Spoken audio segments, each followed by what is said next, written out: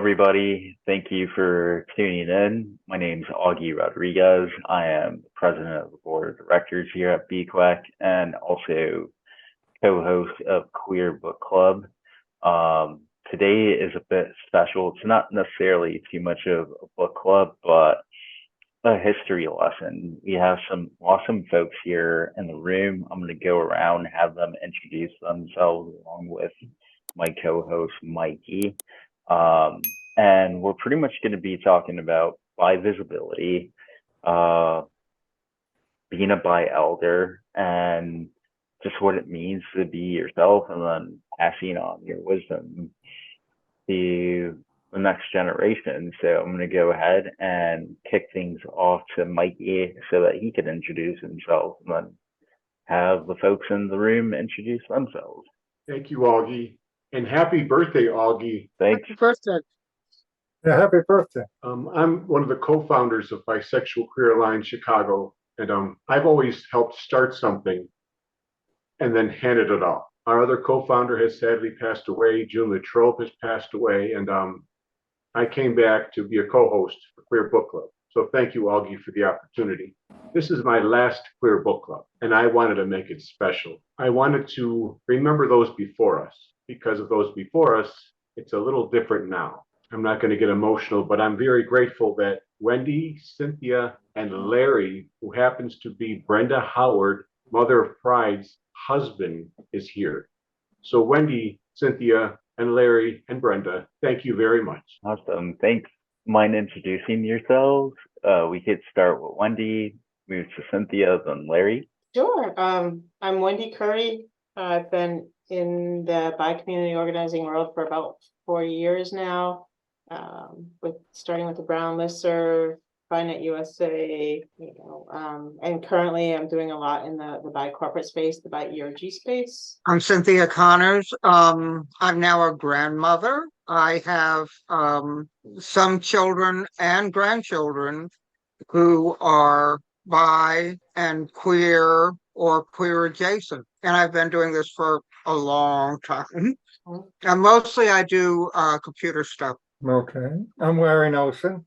As Mickey said, I'm the husband to Brenda Howard. I'm also the president of the Queens chapter of PFLAG in Queens, New York. I'm also the staff advisor to the Ally LGBTQ plus club at Queensborough Community College, which is part of CUNY. Awesome. Thank you so much for your introduction.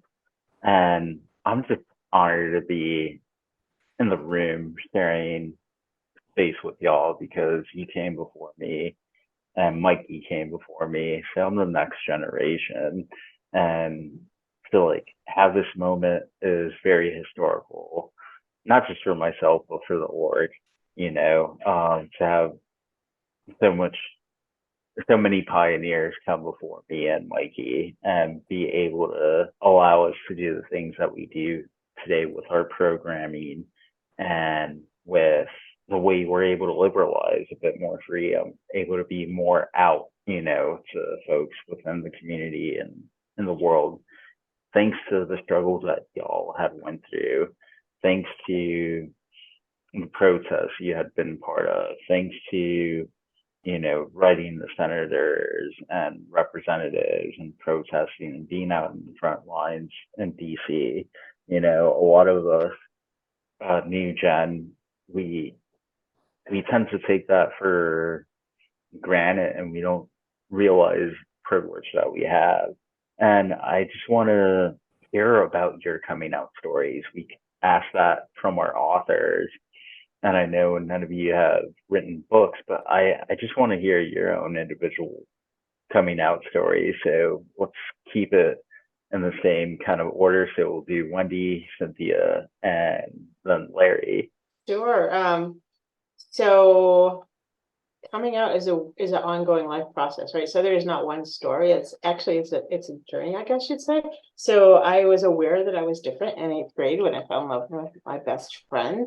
But in our time, in the 80s, and at least in a fishing town in Maine, that bisexuality wasn't a thing. So all I knew was I was weird. Right? I go to college, I find Fritz's book. the bisexual option and read a page that describes who I am. And that was my epiphany. That was like, oh my gosh, there's a name for what I am, right? So that, I guess, was coming out to myself, and then coming out to my husband, coming out to my family, coming out to friends, coming out online, coming out as a binary person. Has been a million little stories, but it really started with finding Chris's book.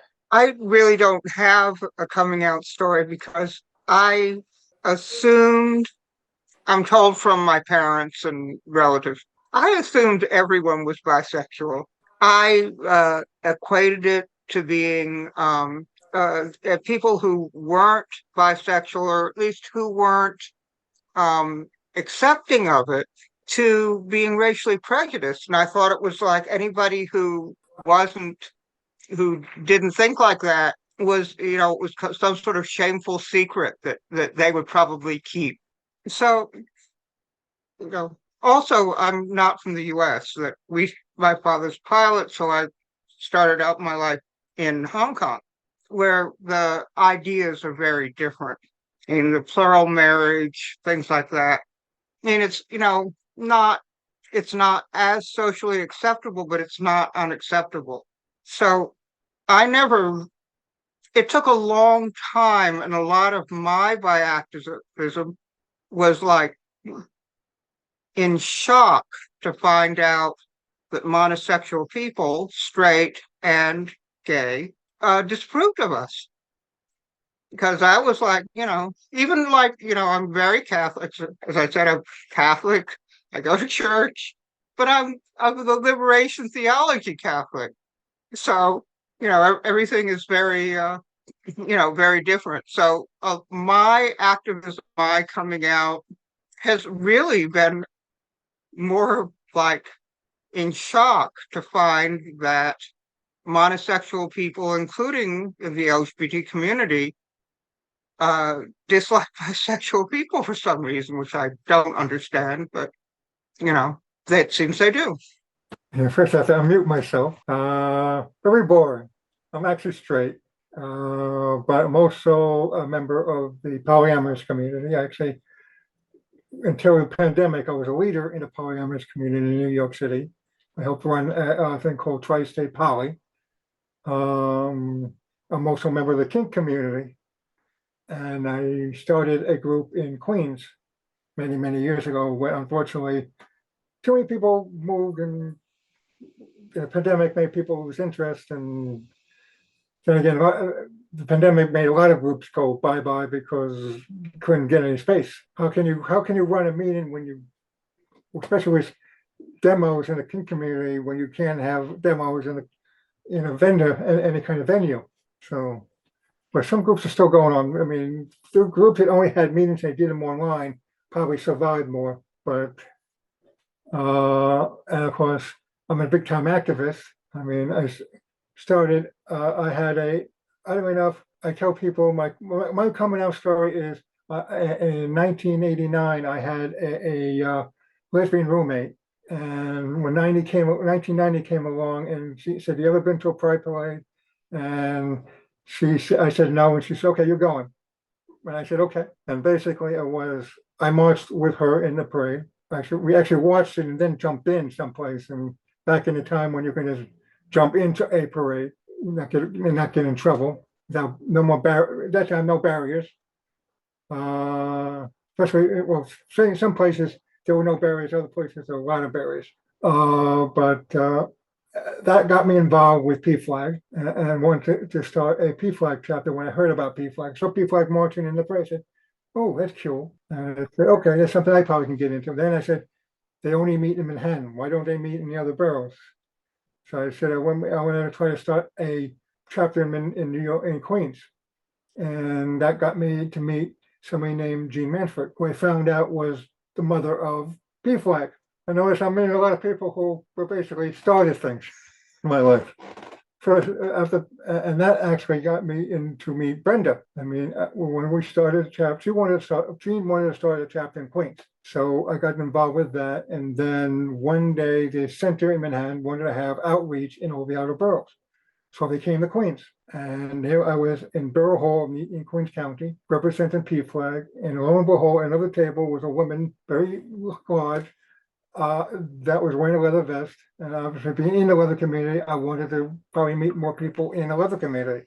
So I wanted to say, well, one of the people organizers of the event, who went on to become a New York City Council member, commented to me saying, we noticed you two were going to get together because you hung out behind the curtains talking to each other all day long, rather than being at our tables.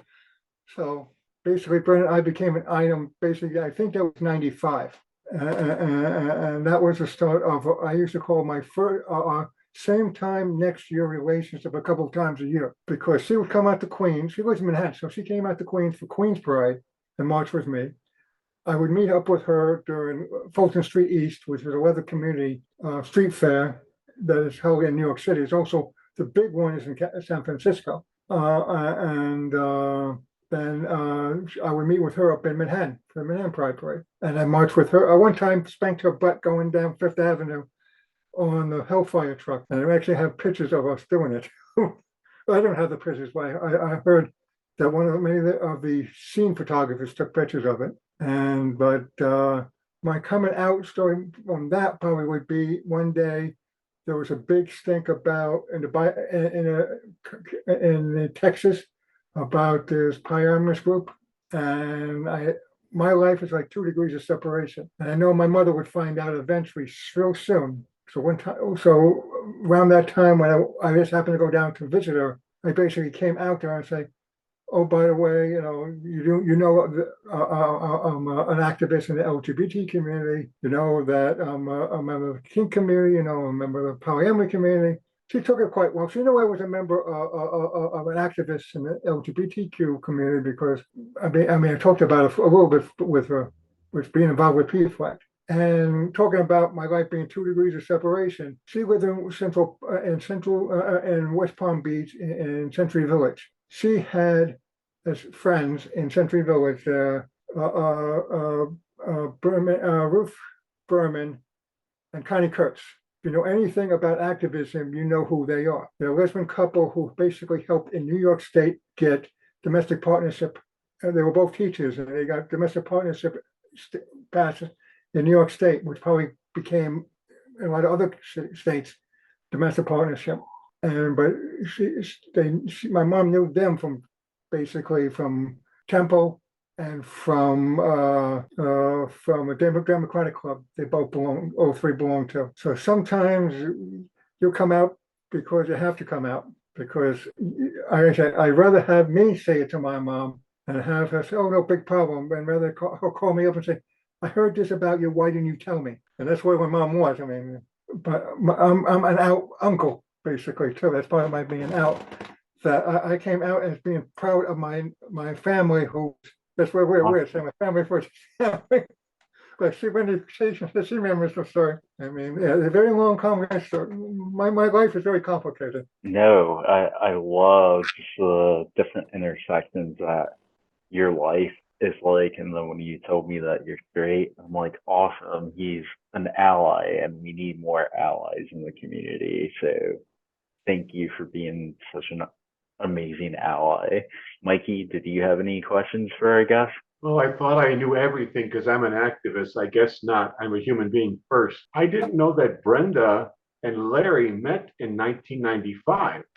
That's when I began activism. So after 28 years. That's the year, but it might have been even early, like 94. I have to double check on. It's like anything.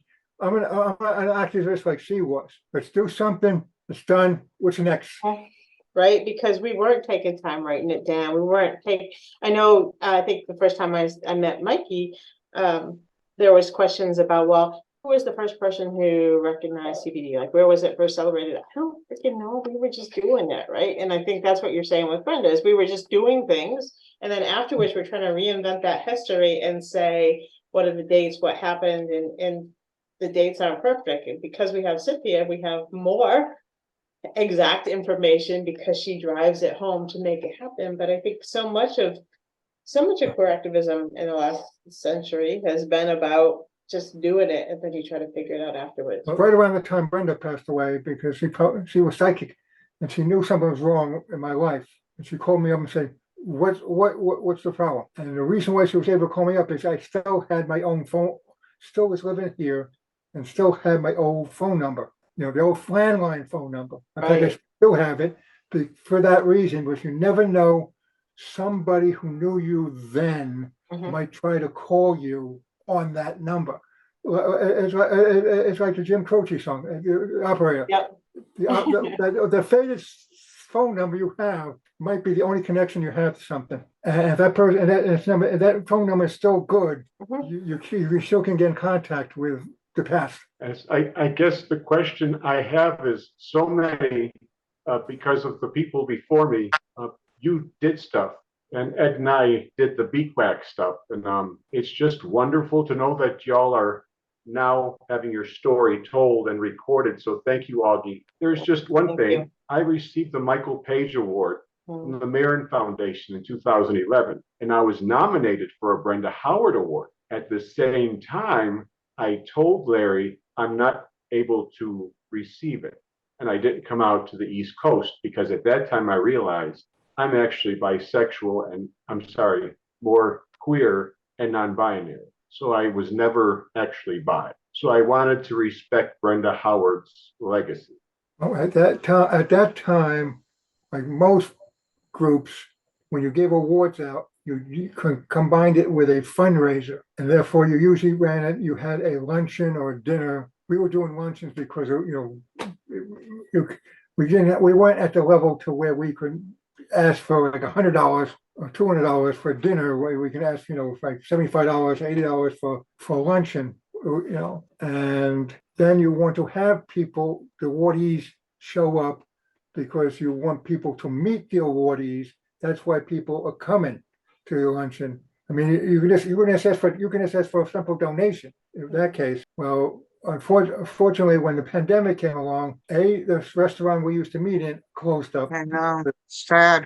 It's very sad, and they had a lot of land. They probably made more money selling their property because they had parking lots. They had very big place that grew over the years. So there's never heard that. They basically they closed up, and we went online. So I could then bend the rules a little and give it to people not in New York. Something you said, Mikey, sort of stood out with me when you said, "Well, I'm not bisexual, so I can accept that award," even though you've done this amazing work with you and Ed in Chicago, and that you've changed the world, right, for our community. One of the things we do in the Bio Global Council with Dell is that we always refer to ourselves as Bi Plus. And so the Bi Plus community is the queer community, is the poly community, is the community, because we are all not trying to live within a box, right? And we see the world a little bit differently. And we are family, right? And you're still my family, regardless, right? Yeah, I wouldn't worry about it. So what? Close enough for government work. We're just always adopting, right, Cynthia? Yeah. Awesome. Well, I wouldn't leave really. You're part of the Black community. Don't worry about it. Stay here. We wouldn't be here 13 years later had it not been for him and Ed starting Bi Queer Alliance Chicago. They both put the B in the Q and our name. That's why we're called BQAC for short. But yeah, this leads me to my last question.